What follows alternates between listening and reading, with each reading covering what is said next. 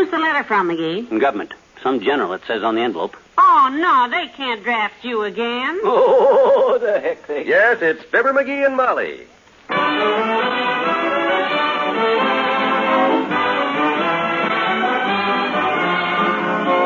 Every night, Monday through Friday, NBC brings you the Fibber McGee and Molly program, transcribed, written by Phil Leslie and directed by Max Hutto.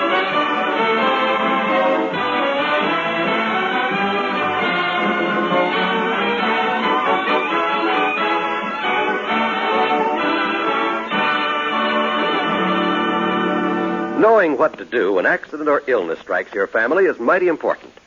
The Red Cross trains millions of Americans each year in first aid, water safety, home nursing, and as volunteer nurses' aides. This training enables you to help the victim of an accident or to care for a member of your family who is ill. Volunteer nurses' aides assist professional nurses in hospitals and clinics, in blood centers, and with mobile blood collection units. This help requires skill. It is through the Red Cross that you and your neighbor can get that skill, can get that training. Through the Red Cross, you can answer the call of your family and your community. Help make this training possible. Give through the Red Cross Fund. Well,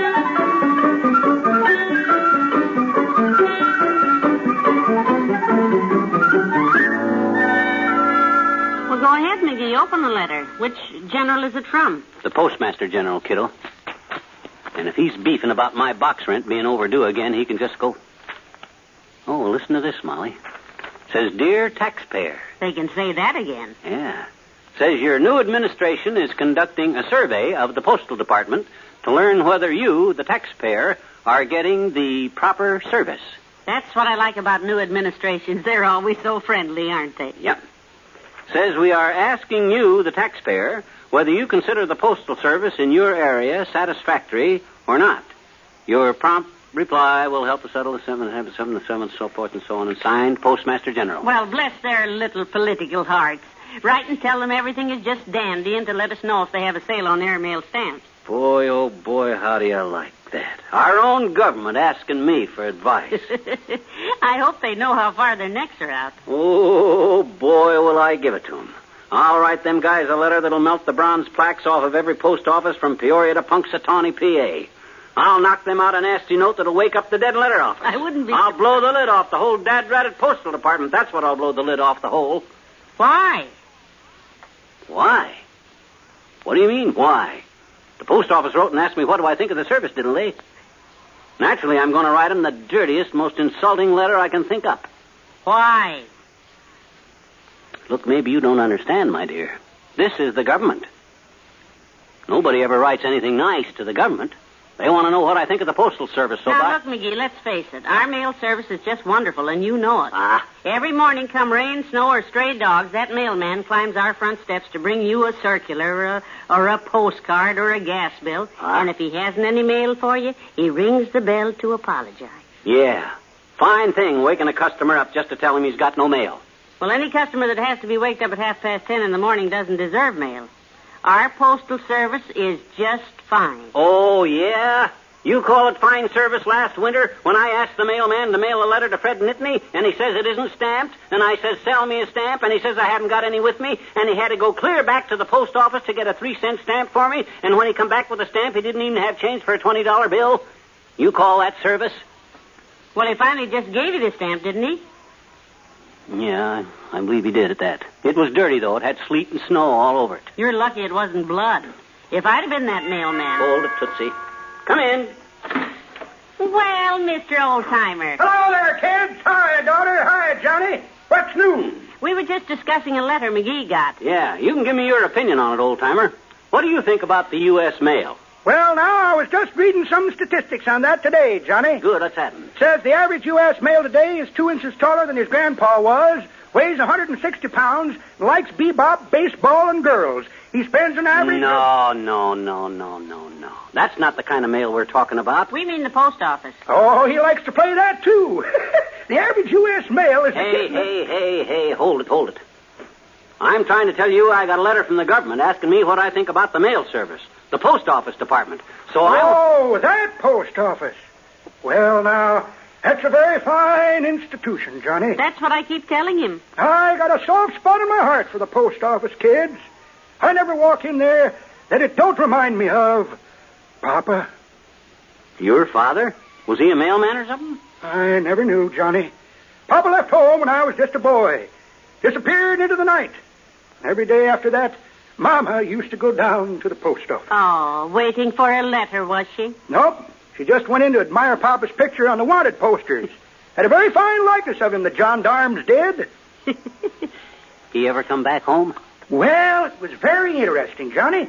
I got so sick and tired of looking at that bald puss of Papa's that I snuck in there one night with a charcoal and drew a big head of hair, a mustache, and a full beard onto him.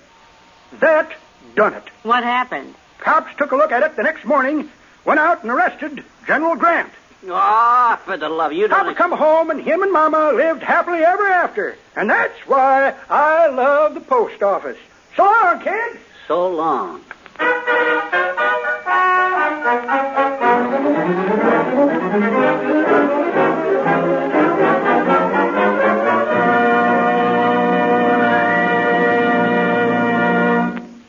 At least once a day, you probably hear the old saying, it takes all kinds of people to make a world. That could very easily be changed to, it takes all kinds of people to make a community.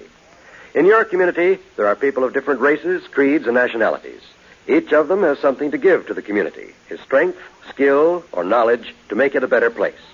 When you let racial or religious prejudice influence your community life, it's yourself that you're cheating.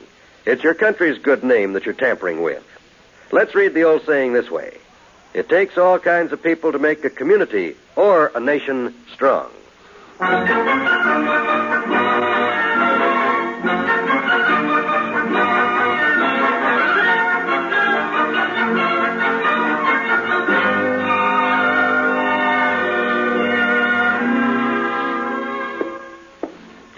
General Postmaster, General, write me a letter. Why don't you just sit down and write the Postmaster General and tell him the Postal Service is just fine? Oh, no. Not yet, kiddo.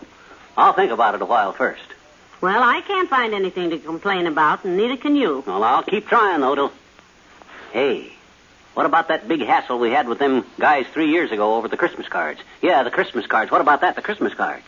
You mean the time we got them all out early in December? Yeah, New Year's Day rolled around and not one of our cards had been delivered, and I went down to that post office and Oh.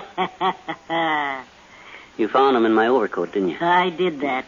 Well, I'll think of something. All right, sweetheart, but don't write any poison pen notes till I get back. I've got to run upstairs and sort the laundry before the laundryman gets here. Okay, Tootsie. Ah, there goes a good kid. And generous to a fault. Here's the government just begging me to criticize them, and she wants me to pass up the chance to blast the daylights out of them, but by George, I'll stick... Come in. Hi, mister. Oh, hello there, Teeny. Oh, I'm glad to see you. What you doing, mister? What you doing? What you anything?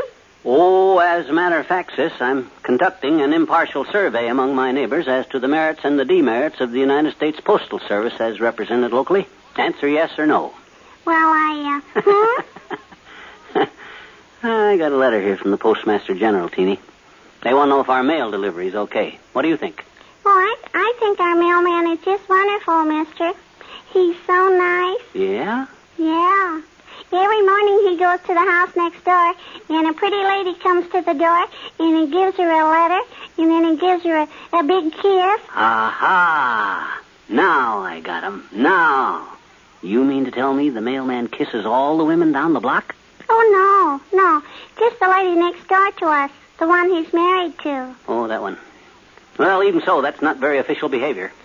Yesterday, our mailman went to Willie Toops' house, and he rang the doorbell, and Willie came to the door, and Willie's dog ran out and bit him right on the veranda. Yeah? Did the mailman get sore? Oh, no, he just laughed like everything. The dog bit him and he laughed? No, the dog bit Willie. Oh, Willie. That silly dog. He always bites Willie. Yeah? He thinks Willie's a pork chop, I betcha. Yeah, well, there is a certain resemblance. But to get back to the mailman... His name is Mr. Gilman. Oh. Yeah, Gilman. Mm-hmm. And me and Willie always wait for him when he comes home from work because he plays Indian with us. Oh, plays Indian, huh? Yeah. Oh, that's nice.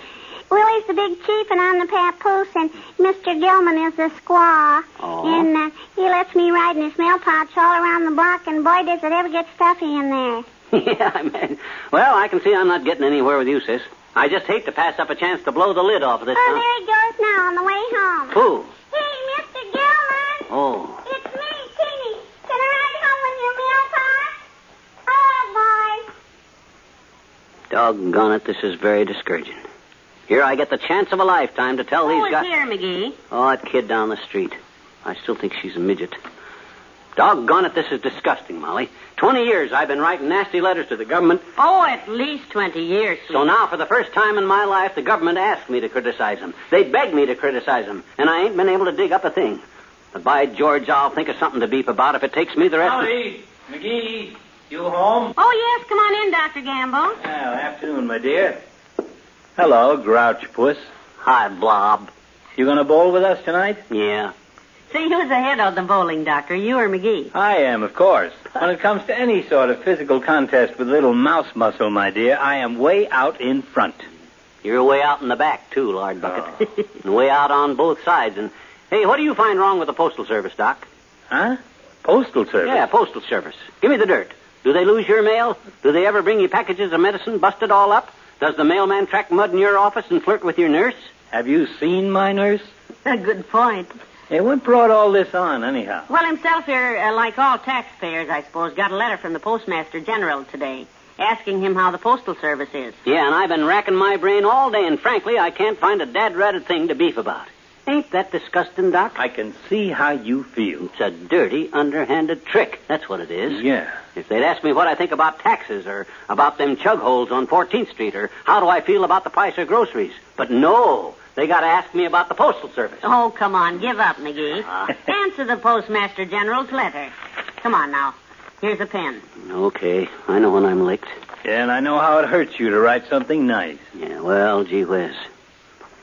Dear Mr. Farley, I got your... Hey, wait a minute. Farley? That's what it says on the letter, stupid. James A. Farley, Postmaster General. Let's see that.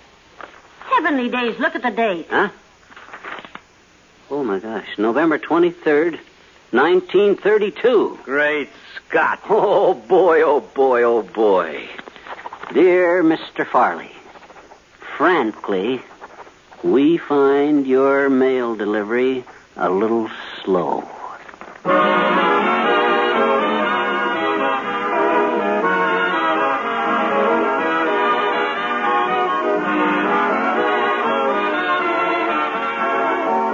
Fibber and Molly will be back in a moment. The old expression, it's a small world, has new meaning today. The world has grown even smaller. With modern long-range aviation, enemy planes could reach the United States in a matter of hours. Of course, our nation has taken steps to protect us. There's an extensive radar network to detect the approach of planes. But radar can't do the entire job. That's up to us as individual citizens. Right now, the Air Defense Command needs 300,000 more volunteers for its Ground Observer Corps. Write or phone your nearest Civil Defense Center. Or write Ground Observer Corps, Air Force, Washington 25, D.C.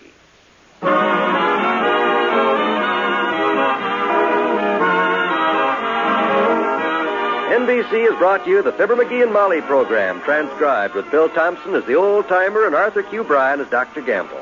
The part of Teeny was played by Teeny. And here are Fibber and Molly to say... See you tomorrow night. Good night. Good night, all.